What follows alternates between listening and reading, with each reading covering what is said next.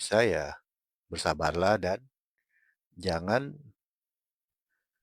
bertanya sampai 3 kali. Ikuti saja gitu, jangan protes gitu. Itu maksudnya ya kita belajar motor nih sama orang. Kita lihat dia tentu harus kita lihat dulu kan. Ya, ini repotnya memang kalau ilmu duniawi kan kita bisa lihat kan. Kalau ilmu ketuhanan bagaimana ngelihatnya? Kan gitu kan. Orang kita lihat orang bisa naik motor lancar gitu kan. Bagus, apik, hebat lah gitu. Kita minta ajarin sama dia.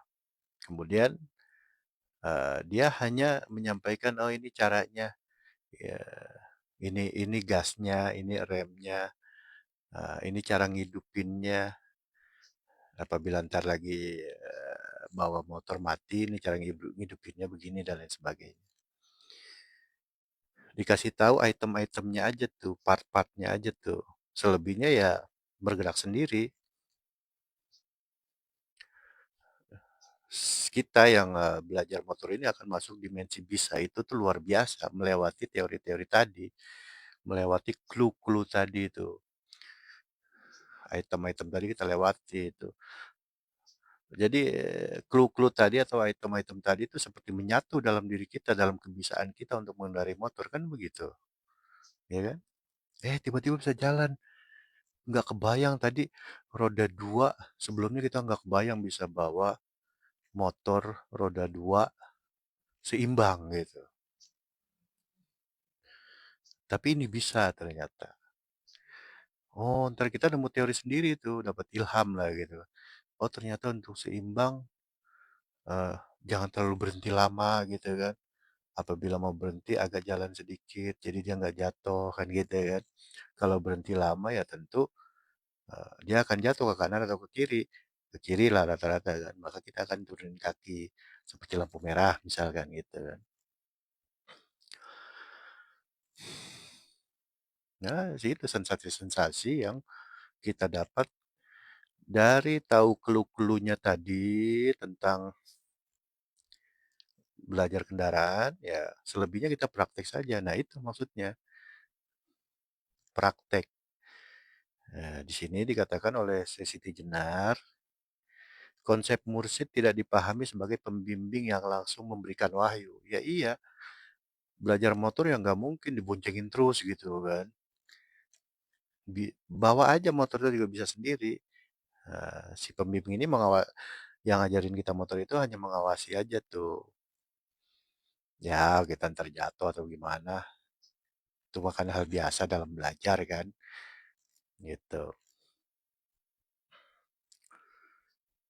Atau pengetahuan khusus. Ya tidak sampai dalam-dalam banget.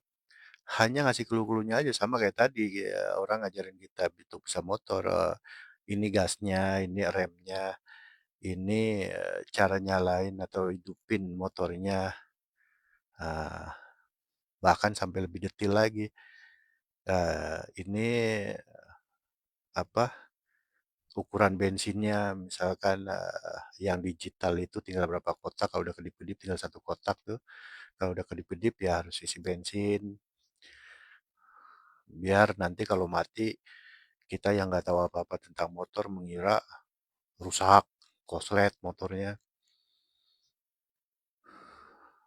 rusak total kan gitu. Biar kita kita kita nggak mengira begitu.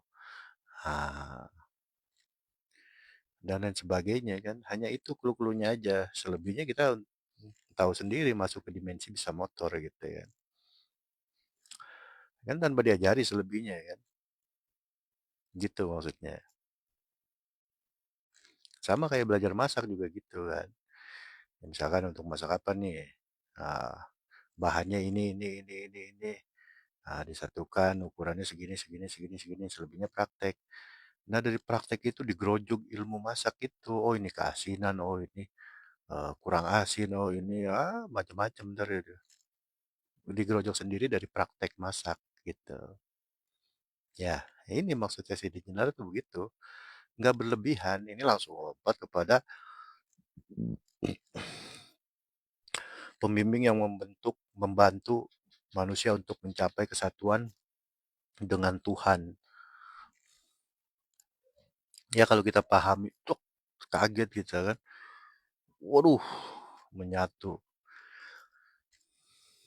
gitu kan. Ya sejadi Sesi Jenar memang vokal kan gitu kan.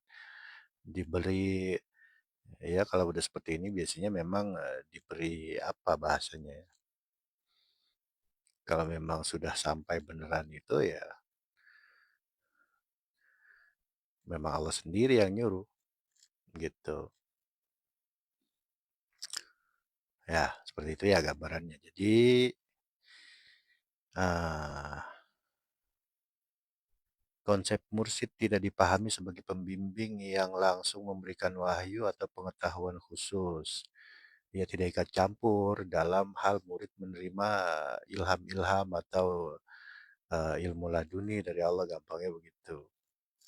Hanya memberitahu cara-cara untuk membuka ilham-ilham itu, gampangnya begitulah. Ya, baik, lanjut aja ya. Itu udah agak panjang sih.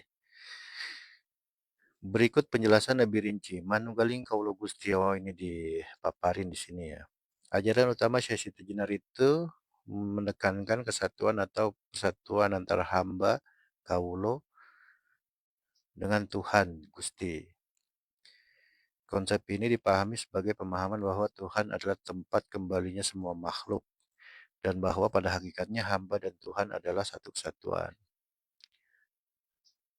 Ya, ini bisa dipahami di teori emanasi ya, yang dikeluarkan oleh Ibnu Sina dan Al-Farabi.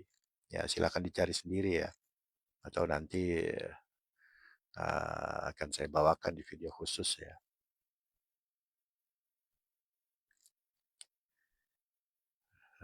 Konsep ini dipahami sebagai pemahaman bahwa Tuhan adalah tempat kembalinya. Nah, iya, Tuhan tempat kembali, tapi ini ekstrimnya memang hamba dan Tuhan adalah satu kesatuan. Ya, di masyarakat sangat nggak populer sekali ini. Tapi apakah begitu kembali? Ya begitu memang. Ruh kita gitu. Ruh kita dari siapa? Dari Allah. Gimana? Ditiupkan. Bagian dari Allah kan? Ya begitulah pokoknya, ya kan? Heeh. Harus terbelalak ya kan? Ya saya lanjutkan ya. Mursyid sebagai pembimbing. Dalam konteks ajaran ini, mursyid bukan berarti guru yang memberikan wahyu atau pengetahuan khusus, ya sudah tadi ya. Tetapi lebih kepada pembimbing yang membantu manusia untuk memahami dan merasakan kesatuan tersebut. Ya, dikasih clue-cluenya aja, ntar juga paham sendiri gitu maksudnya. Mursyid akan membantu umatnya untuk menghilangkan ego dan kesombongan ya, termasuk itu syarat-syaratnya ya. Serta untuk terus mendekatkan diri kepada Tuhan ya, tujuan akhir. Baik, selanjutnya. Perbedaan dengan mursyid umum. Konsep mursyid dalam ajaran Syekh Siti Jenar berbeda dengan konsep mursyid dalam tarekat Islam pada umumnya, di mana mursyid dipandang sebagai pembimbing yang memberikan wahyu atau pengetahuan khusus kepada muridnya. Tarekat itu bertingkat-tingkat ya, gitu. Ya, segitu aja dulu clue-nya lah ya. Baik, saya lanjutkan ya. Pentingnya pemahaman. Pemahaman yang benar tentang Manunggaling Kaulo Gusti sangat penting dalam ajarannya Syekh Siti Jenar. Mursyid akan membantu umatnya untuk memahami konsep ini dengan benar, sehingga mereka dapat mencapai kesatuan dengan Tuhan.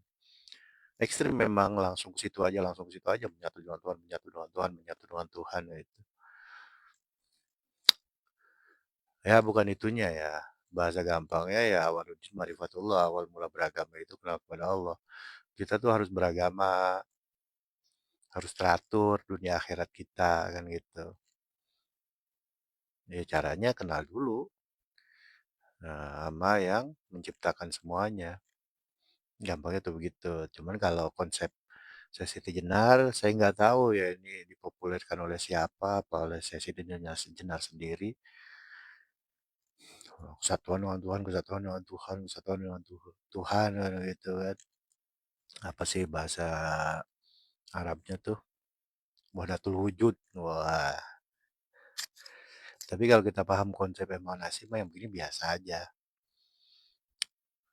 Ya, berhubung memang di masyarakat kita nggak populer tentang gini-ginian, jadi bisa jadi agak-agak wow, wow, wow kan gitu kan. Tapi ya itu tadi makanya jargon saya tuh semoga kita selalu bisa membuka hati untuk mendapatkan hidayah kan gitu ya. Maksudnya apa? Belajar yang eh, benar, jangan berhenti untuk selalu belajar. Tapi ya ingat, ilmu yang asli itu adalah nur. Nur. Wah kita belajar mati-matian kan, tapi pakai otak, ya kan? Sehebat-hebatnya dia tangkap otak itu, begitu tidur aja, hilang semua ilmunya. Kalau ilmu nur mah, kita tidur, nggak hilang deh coy, gitu. Ya belajar di sini maksudnya belajar yang kafah, cie. Waduh, kayak suatu organisasi ini saya ngomong kafah-kafah ya. Ah, ya menyeluruh belajar ya, jasmani dan rohani, otak dan hati, jasmani dan nur, gitu. Otak dan nur, kolbu, nur di dada. Ya seperti itu. Ini udah selesai. Oh nggak ada lagi ya. Baik, segitu dulu. Eh, saya mohon maaf apabila banyak kekeliruan, salah-salah kata dan lain sebagainya. Saya mohon dibukakan pintu maaf.